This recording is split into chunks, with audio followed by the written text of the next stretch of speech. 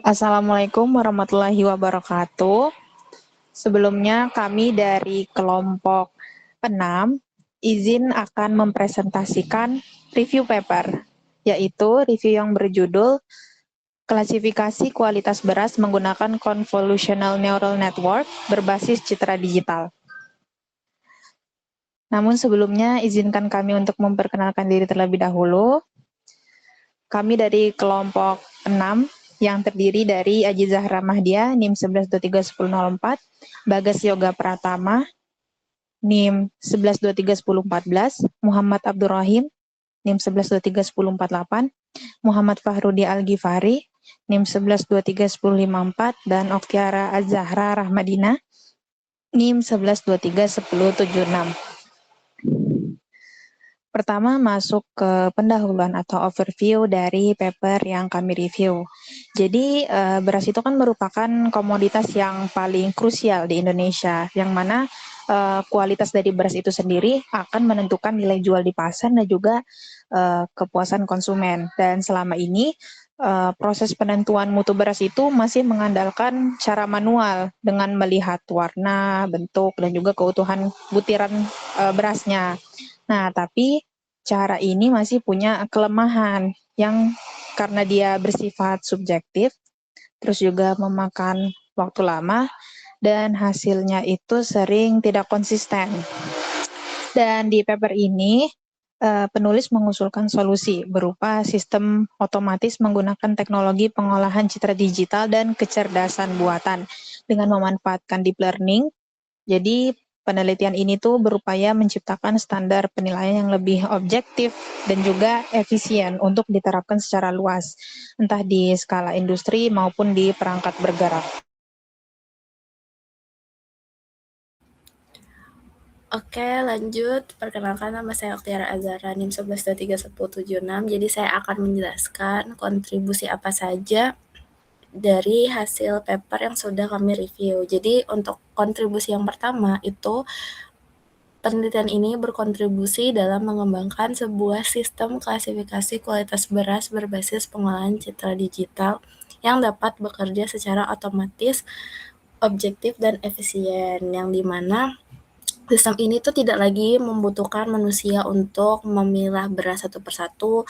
Jadi kita hanya memakai citra digital saja, sistem ini bisa langsung mendeteksi kualitas beras yang baik, sedang, atau rusak dengan cepat dan tanpa pandang bulu karena mesin tidak dipengaruhi oleh rasa lelah beda seperti manusia yang ada batasnya. Lalu poin kedua, sistem ini menjadi solusi atas keterbatasan penilaian kualitas beras secara manual yang cenderung subjektif, tidak konsisten, dan memakan waktu relatif lama. Jadi yang poin kedua itu menjelaskan mengapa sistem pada poin pertama itu sangat dibutuhkan.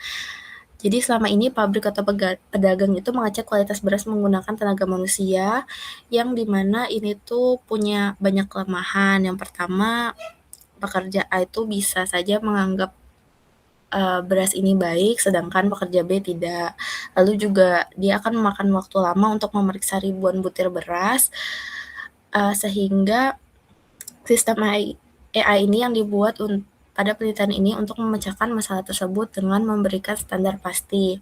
Lalu yang ketiga itu memberikan pendekatan solusi terhadap masalah keterbatasan dataset dengan menerapkan metode transfer learning menggunakan arsitektur mobile net V2 yang dimana sistem AI biasanya butuh puluhan ribu foto agar bisa belajar. Namun di penelitian ini tuh foto beras yang tersedia sangat sedikit, jadi peneliti memakai trik yang disebut transfer learning.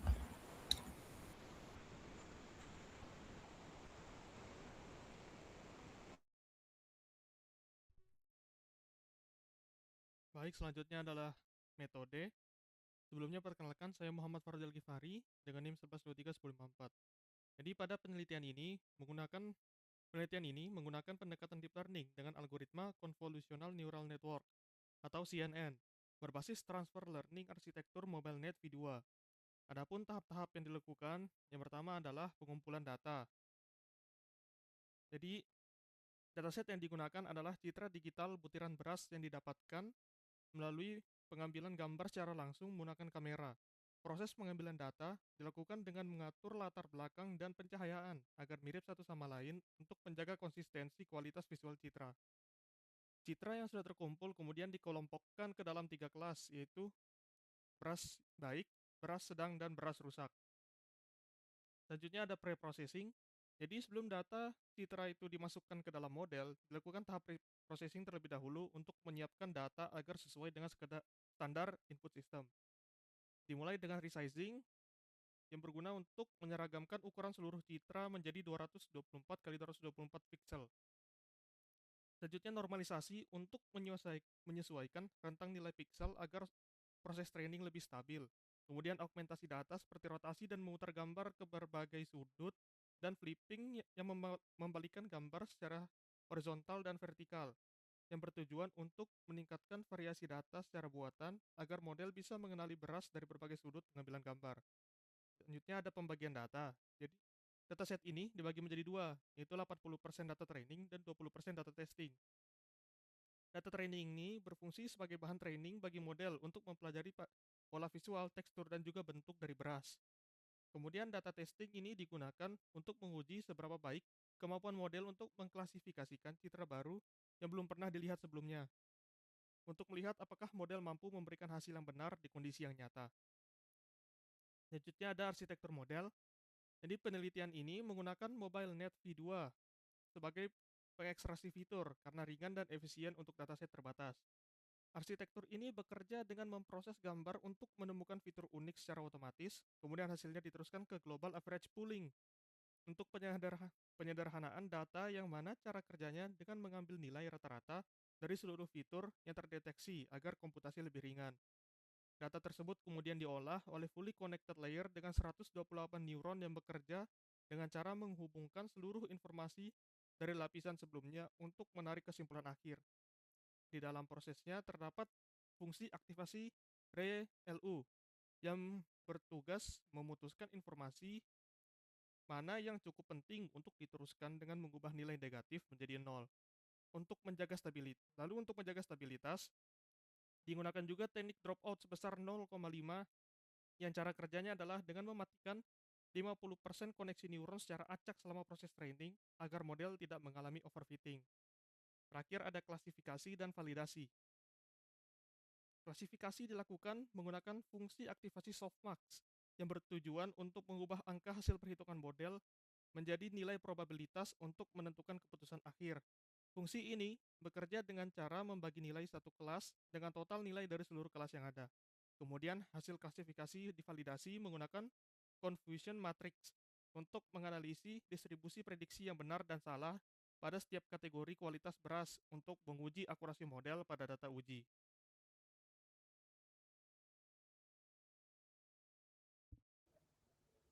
Oke, selanjutnya adalah hasil. Sebelumnya saya Muhammad Abdul Rahim dengan NIM 11231045. Adapun hasil yang diperoleh pada penelitian ini yaitu yang pertama ada hasil pelatihan CNN. Jadi selama proses training, performa model itu menunjukkan peningkatan yang stabil di mana nilai akurasi terus meningkat seiring bertambahnya epoch. Sementara nilai loss mengalami penurunan secara bertahap. Hal ini menandakan bahwa model berhasil mempelajari pola visual dari citra beras dengan baik dan tidak mengalami ketidakstabilan selama proses pelatihan. Yang kedua ada hasil pengujian sistem. Setelah proses pelatihan selesai, model diuji menggunakan data uji yang tidak pernah dilihat sebelumnya untuk mengukur kemampuan generalisasi, yaitu menggunakan data testing tadi. Hasil pengujian menunjukkan bahwa sistem mampu mencapai tingkat akurasi sebesar sekitar 78% dengan rincian 14 data berhasil diklasifikasikan dengan benar dan 4 data mengalami kesalahan klasifikasi. Yang ketiga ada evaluasi performa model atau disebut confusion matrix. Dari hasil tersebut diketahui bahwa sebagian besar prediksi model sudah tepat, namun masih terdapat kesalahan klasifikasi yang cukup signifikan pada kelas beras yang memiliki karakteristik visual yang mirip, khususnya antara beras sedang dan beras rusak. Hal ini menunjukkan bahwa meskipun model mampu mengenali pola umum, model masih mengalami kesulitan dalam membedakan kelas yang memiliki kemiripan tekstur dan juga ada yang keempat, ada analisis kualitatif hasil. Secara kualitatif, model CNN memiliki kemampuan yang cukup antar kelas kualitas beras. Model mampu mengidentifikasi beras berkualitas baik berdasarkan ciri-ciri seperti butiran yang utuh, bersih, dan memiliki warna yang seragam. Selain itu, model juga dapat membedakan beras yang mengalami kerusakan atau cacat visual sebagai beras sedang atau rusak. Namun, dalam beberapa kasus, model mengalami kesulitan ketika citra memiliki kondisi pencahayaan yang kurang optimal atau sudut pengambilan gambar yang berbeda. Selanjutnya, yang kelima ada analisis kuantitatif hasil. Secara kuantitatif, performa model ditunjukkan melalui nilai akurasi yang berada di kisaran 72% hingga 78% pada data uji. Nilai ini mengindikasikan bahwa model memiliki performa yang cukup baik dalam mengklasifikasikan kualitas beras, terutama mengingat dataset yang digunakan relatif terbatas. Selain itu, jumlah kesalahan klasifikasi yang tidak terlalu besar menunjukkan bahwa model memiliki stabilitas yang cukup baik dalam melakukan prediksi. Yang terakhir ada diskusi dan keterbatasan hasil. Meskipun hasil yang diperoleh cukup baik, penelitian ini masih memiliki beberapa keterbatasan yang mempengaruhi performa model.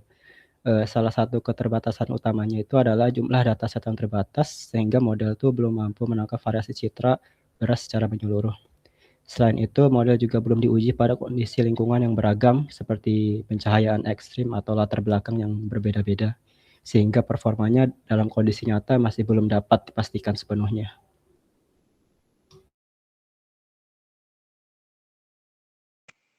Oke, baik. Jadi kita masuk di bagian terakhir yaitu kritik. Sebelumnya, perkenalkan nama saya Bagas Yoga Pratama Pramudika dengan NIM 11231014.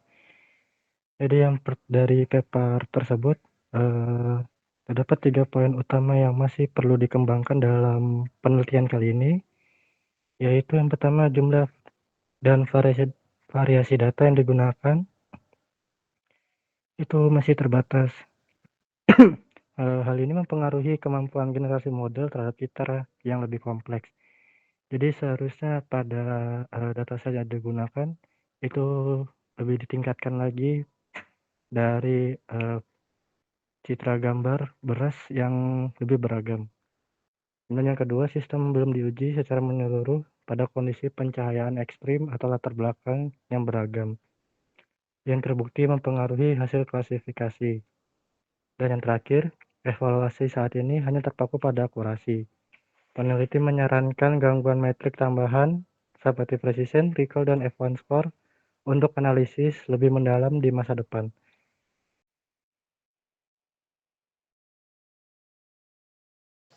Sekian presentasi dari kami, kurang lebihnya mohon dimaafkan. Wassalamualaikum warahmatullahi wabarakatuh.